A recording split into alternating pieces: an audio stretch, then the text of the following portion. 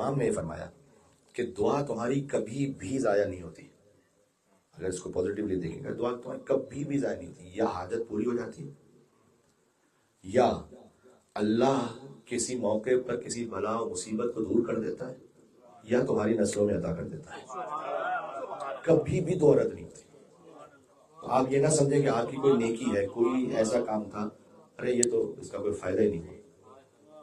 آج لوگ کہتے ہیں نیکی کا زمانہ ہی نہیں رہا. جو کہتے ہیں کہ نیکی کا زمانہ نہیں رہا، وہ نیکی کی جزا کو بندوں سے ایکسپیکٹ کر رہے ہوتے ہیں. جو نیکی کی جزا کو اللہ سے چاہتے ہیں ان کے لیے ہر زمانہ ہی نیکی کا زمانہ ہے. کیوں؟ ہم جانیں کہ وہ بندے سے ہمیں کچھ ملے، اس لیے نیکی کا زمانہ نہیں رہا. بندے بدل گئے. یہ آپ نہ سمجھیے گا کہ آپ کی کوئی نیکی ضائع ہو گئی. اگر کسی کے ساتھ آپ نے کوئی نیکی کی ہے تو اللہ عز و جل اس کی رحمت سے بعید نہیں ہے کہ اس کے ملٹیپل وہ اجر عطا کرے گا، مثلا آپ کے لیے بھی اور آپ کی نسلوں میں بھی اور آخرت میں بھی. لیکن اتنا طے ہے کہ نیکی کبھی ضائع نہیں. انی لا اضیع اجر عمل عامل من ذکر او انثی. اللہ تعالیٰ نے کہا کہ ہم کسی بھی مرد، کسی بھی خاتون کے کسی عمل کو ضائع کرتے ہی نہیں. اللہ تعالیٰ نے قرآن میں وعدہ کیا ہوا ہے، اس سے بڑھ کے کیا وعدہ چاہیے کہ ہم ضائع کرتے ہی نہیں. یعنی مثال کے طور پر میں آپ سے بہت چھوٹی سی بات کروں.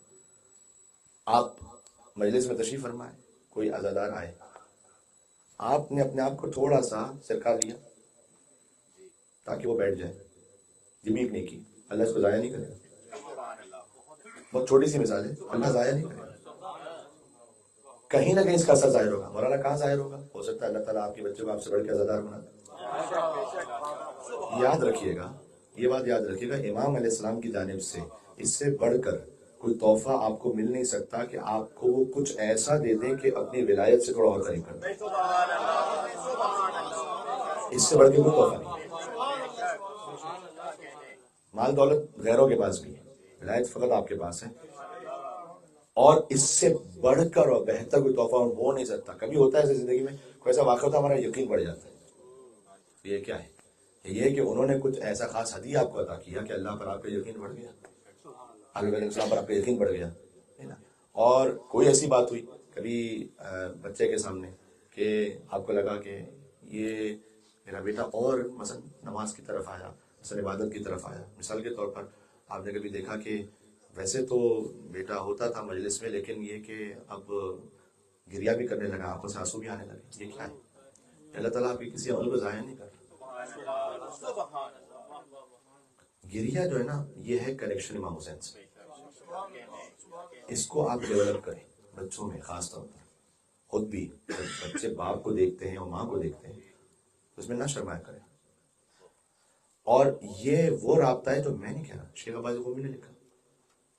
زیارت پہ جائیں گے ابھی 40 پہ ماشاء اللہ بعض لوگ تو حرم کے باہر کھڑے ہوں تو عزت دخول پڑے. فَإِن لَمْ أَكُنْ أَهْلًا لِذَلِكَ فَأَنْتَ أَهْلٌ لِذَلِكَ. کیا عزت دخول ہے؟ واقعی نہیں. تفسیر ہے پوری، میں نے آخری جملہ پڑھا. اگر میں اہل نہیں کہ میں داخل ہوں آپ کے حرم میں تو بس آپ تو اہل ہیں کہ مجھے بلائیں.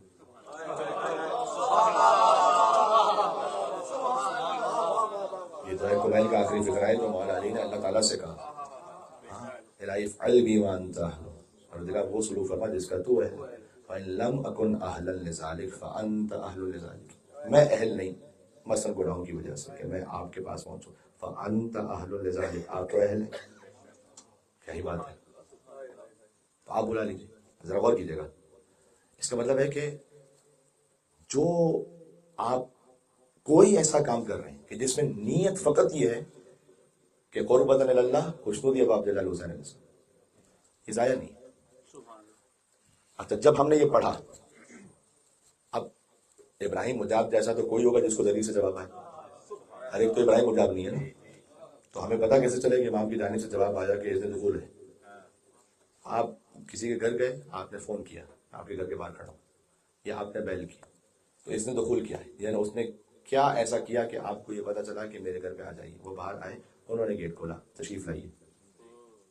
تو امام حسین کیا ایسا کریں کہ آپ کو یہ پتہ چلے کہ امام حسین نے اجازت دی ہے. شیخ عباس قومی نے لکھا کہ اگر آنکھیں اتنی نم ہوں کہ کم از کم پلکیں ہی تر ہو جائیں، وہی علامت الاذن.